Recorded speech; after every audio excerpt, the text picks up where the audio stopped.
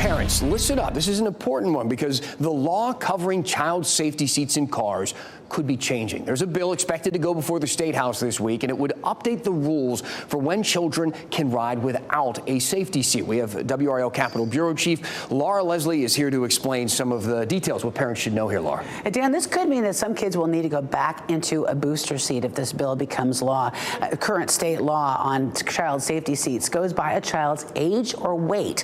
When a child reaches 8 years old or 80 pounds, regardless of how tall they are under current law, they can use a regular seatbelt instead of a child safety seat or a booster seat.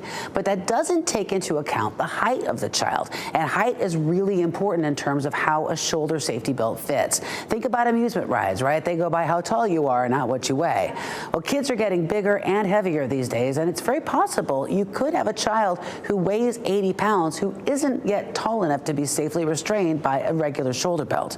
The changes would set the limit at 8 years old or 57 inches tall, regardless of how much a child weighs. And this proposal is looking at both sides of the spectrum, so not just the bigger kids, but the smallest kids as well. That's exactly right. You know, in the past, child safety advocates have recommended for infants to ride in the back in a rear-facing seat, but the state hasn't really required that by law. Now it would.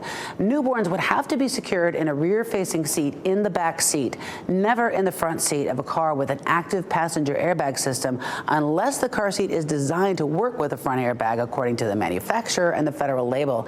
Now, as child passengers get older, they would, of course, be able to transition to front-facing seats and booster seats following the federal labeling on each car seat.